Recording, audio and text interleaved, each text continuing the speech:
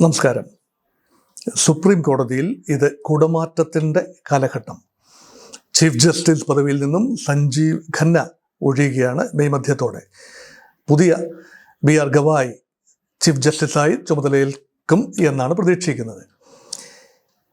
ഇവിടെ സുപ്രീം കോടതി ഇന്ന് വലിയ ഒരു വൈതരണിയിലാണ്.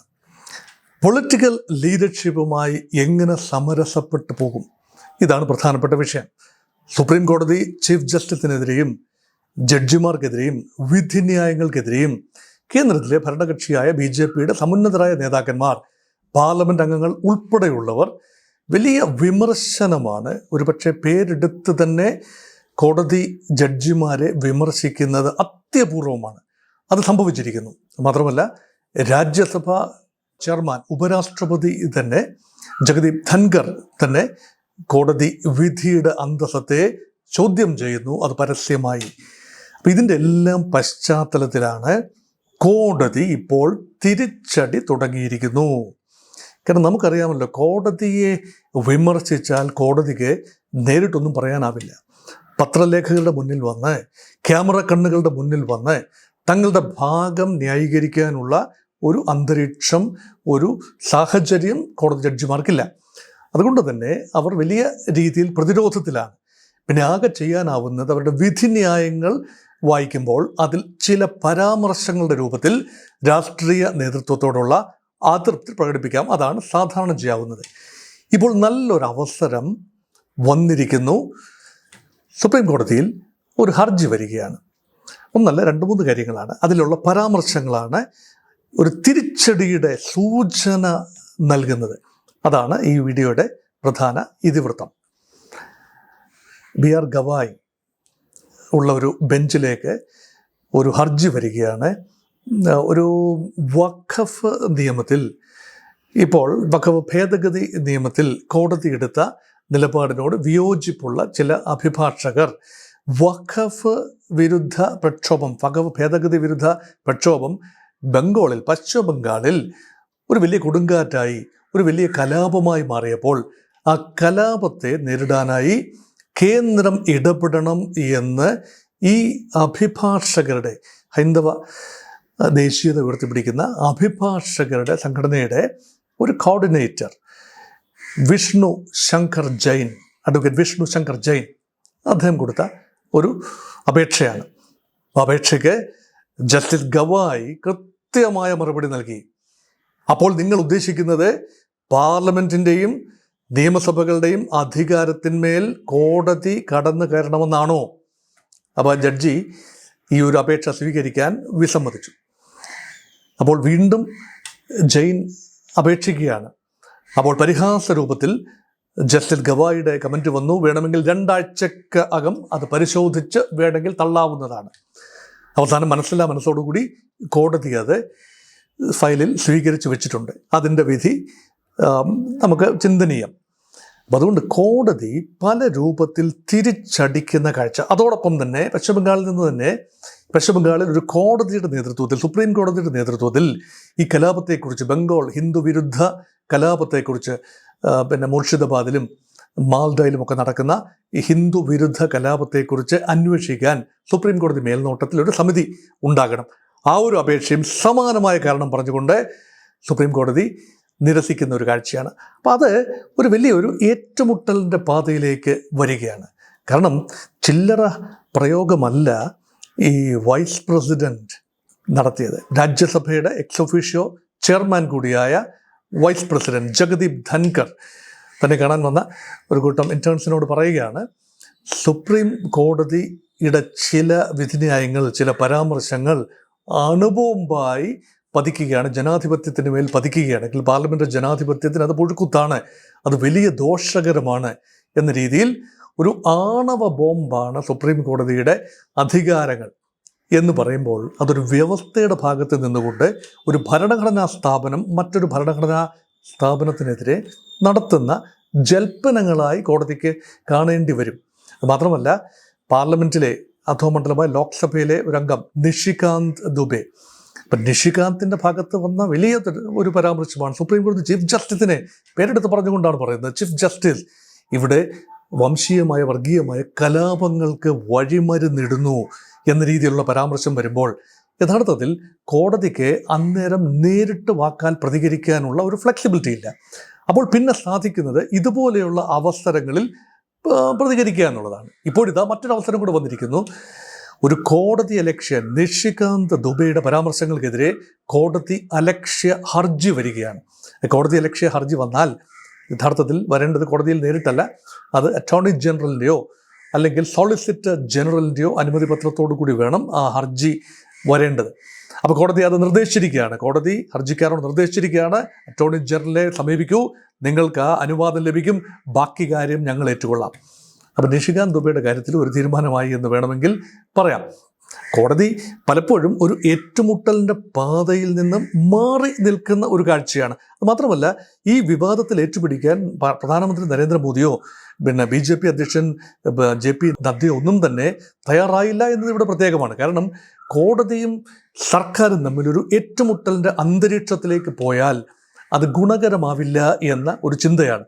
കാരണം 2-3 വർഷത്തിന് മുൻപ് വരെ ഉണ്ടായ ഒരു ഫീൽ എന്ന് പറയുന്നത് കോടതി സംവിധാനം പൂർണ്ണമായി രാഷ്ട്രീയ നേതൃത്വത്തിന് കീഴടങ്ങി.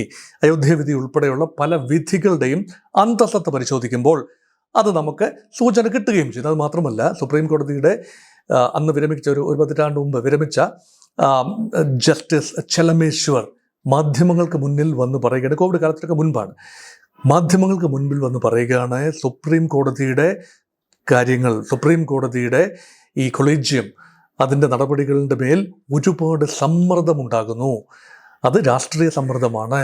ഇപ്പോൾ ഞങ്ങൾ മിണ്ടാതെ ഇരുന്നാൽ, ഈ കാര്യം പുറത്ത് പറയാതെ ഇരുന്നാൽ ഇവിടുത്തെ എല്ലാ കാര്യങ്ങളും ഒരുതരം ബെഞ്ച് ഫിക്സിംഗ് ആയി മാറും. അപ്പോൾ രാഷ്ട്രീയ മേലാളന്മാരുടെ, അത് കലാകാലങ്ങളിലിരിക്കുന്നവരാണ്, BJP ആയിക്കൊള്ളണമെന്നില്ല, അത് കോൺഗ്രസും ആകാം, കലാകാലങ്ങളിലുള്ള രാഷ്ട്രീയ മേലാളന്മാരുടെ ഇംഗിതമനുസരിച്ച് പ്രവർത്തിക്കേണ്ടി വരും കോടതികൾ.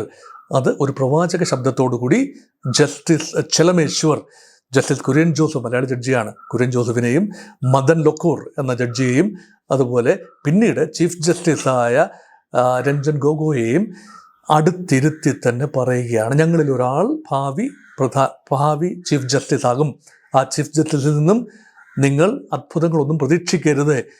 അതായത് അയോധ്യ വിധി ഉൾപ്പെടെ അനുകൂലമായി ലഭിച്ചത് ഗൊഗോയിൽ നിന്നാണ്. അപ്പോൾ ഇതൊക്കെ മുൻകൂട്ടി തന്നെ തീരുമാനിച്ചതാണ് എന്ന രീതിയിലുള്ള ഒരു നിഗമനമാണ് വളരെ മുൻകൂട്ടി തന്നെ ജസ്റ്റിസ് ചെലമേശ്വർ എന്ന് പറഞ്ഞത്. അതിനെ ശരിവെക്കുന്ന രീതിയിലായിരുന്നു പിന്നെ കാര്യങ്ങൾ. അപ്പോൾ പൂർണ്ണമായി കോടതി രാഷ്ട്രീയ നേതൃത്വത്തിന് കീഴടങ്ങി എന്നൊരു ധാരണ പകർന്നു. പക്ഷേ പിന്നീട് വന്നത് കഴിഞ്ഞ ഒരു 2-3 വർഷത്തിനുള്ളിൽ കോടതി സടകുടഞ്ഞെഴുന്നേൽക്കുന്ന ഒരു കാഴ്ചയാണ് കണ്ടത്. അത് ജുഡീഷ്യൽ ആക്ടിവിസം എന്നോ അല്ലെങ്കിൽ ജുഡീഷ്യറിയുടെ എക്സസസ് എന്നോ ഏത് രൂപത്തിൽ വേണമെങ്കിലും പറയാം.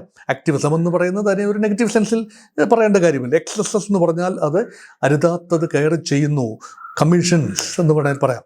അതിലേക്ക് നീങ്ങുന്നുണ്ടോ കോടതി എന്നത് വളരെ ചിന്തനീയമായ കാര്യമാണ്. പ്രത്യേകിച്ച് ഈ വഖഫ് നിയമത്തിൽ ചില കാര്യങ്ങൾ, 2 കാര്യങ്ങൾ, പ്രധാനമായ 2 കാര്യങ്ങൾ, വഖഫ് ബൈ യൂസർ പ്രൊവിഷനും അതുപോലെ തന്നെ വഖഫ് കൗൺസിലിൽ മുസ്ലിം ന്യൂനപക്ഷങ്ങൾക്ക് ഉപരിയായി മറ്റ് വിഭാഗങ്ങളിൽ നിന്നും 2 പേരെ അഡീഷണലായി നിയമിക്കണം എന്ന ആ ഒരു ഭേദഗതി തള്ളിക്കളഞ്ഞുകൊണ്ടുള്ള അല്ലെങ്കിൽ അതിനോട് സമരസപ്പെടാത്ത കോടതിയുടെ നിലപാട്, ഇതെല്ലാം തന്നെ 5 അംഗ ഭരണഘടനാ ബെഞ്ച് പരിശോധിക്കുന്നതിന് പകരം 2 അംഗ ബെഞ്ചാണ് അത് പരിശോധിച്ച് അത് മാറ്റിവെച്ചത്. ഇതൊക്കെ വലിയ തോതിലുള്ള ഒരു ഒരു ഒരു കലിപ്പാണ് രാഷ്ട്രീയ നേതാക്കൾക്കിടയിൽ ഉണ്ടാക്കിയത്. അത് മാത്രമല്ല, ഈ പ്രസിഡൻറ്റിൻ്റെ പദവി അല്ലെങ്കിൽ ഗവർണർമാരുടെ പദവി, അതൊക്കെ ഒരു വലിയ തർക്ക വിഷയമായിട്ട് മാറുന്നു. ഇപ്പോൾ തമിഴ്നാട് നിയമസഭ പാസ്സാക്കിയ അനേക ബില്ലുകൾ, 10ഓളം ബില്ലുകൾ തമിഴ്നാടിൻ്റെ ഗവർണർ തടഞ്ഞു വെക്കുകയാണ്. അതിനെതിരെയാണല്ലോ കോടതിയിൽ പോയത്. അപ്പോൾ അവിടെയും 2 അംഗ ബെഞ്ചാണ് പറയുന്നത് തമിഴ്നാട് ബില്ലുകൾ ഉടനെ പാസ്സാക്കണം, 3 മാസത്തിലധികം തടഞ്ഞു വയ്ക്കാൻ ഗവർണർക്കും പ്രസിഡന്റിനും ഒന്നും അവകാശമില്ല. ഗവർണർക്ക് വേണമെങ്കിൽ പ്രസിഡന്റ് അയച്ചു കൊടുക്കാം, പക്ഷേ 3 മാസത്തിനുള്ളിൽ അതിൽ തീർപ്പ് കൽപ്പിക്കണമെന്ന് പ്രസിഡന്റിനോട് കൽപ്പിക്കാൻ 2 അംഗ ബെഞ്ചിന് അധികാരമുണ്ടോ എന്നത് വലിയ ചോദ്യചിഹ്നമാണ്. അതുകൊണ്ട് കോടതി പരിധി ലംഘിക്കുന്നു എന്ന രീതിയിൽ ചില പരാമർശങ്ങൾ രാഷ്ട്രീയ നേതൃത്വത്തിൻ്റെ ഭാഗത്ത് വന്നു. അതിൻ്റെയൊക്കെ ഭാഗമായിട്ടാണ് ജസ്റ്റിസ് ജഗദീപ് ധൻഖറും അതുപോലെ നിഷികാന്ത് ദുബെയും ഒക്കെ, മാത്രമല്ല മറ്റൊരു രാജ്യസഭ MP ശർമ്മ, അദ്ദേഹമൊക്കെ ഈ കോടതി വിരുദ്ധ പരാമർശങ്ങൾ നടത്തിയത്. പക്ഷേ ഓർക്കൂ, കോടതി പ്രവർത്തിക്കുന്നത് ഒരു കൊളീജിയം സിസ്റ്റം അനുസരിച്ചാണ് ഇപ്പോഴും. Judicial appointment commission, national judicial appointment commission എന്നത് ഒരു ഭരണഘടനാ ഭേദഗതിയിലൂടെ കൊണ്ടുവരാൻ വേണ്ടി ആദ്യം മോദി സർക്കാർ ശ്രമിച്ചു. അന്ന് രാജ്യസഭയിൽ ഭൂരിപക്ഷമില്ല BJPക്കും സഖ്യകക്ഷികൾക്കും ഓർക്കുക.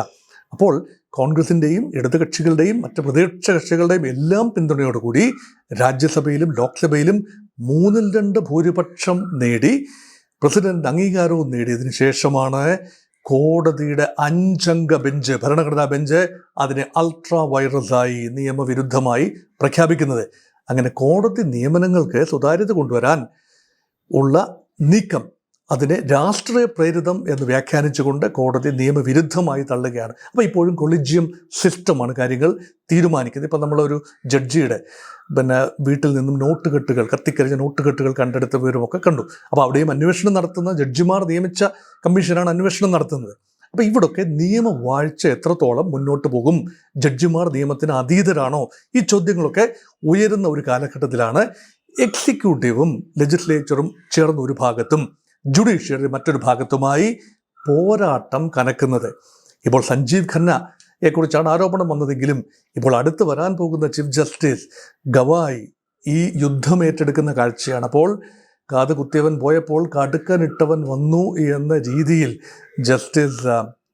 ചീഫ് ജസ്റ്റിസ് മാറുമ്പോൾ, പുതിയ ജസ്റ്റിസ് ഗവായി വരുമ്പോൾ ഭരണകൂടവുമായി, പ്രത്യേകിച്ച് മോദി സർക്കാരുമായുള്ള, കേന്ദ്ര സർക്കാരുമായുള്ള ഇടപെടലിൽ തീപ്പൊരികൾ പാറുമോ എന്നത് നമുക്ക് കാത്തിരുന്ന് കാണേണ്ടതാണ്.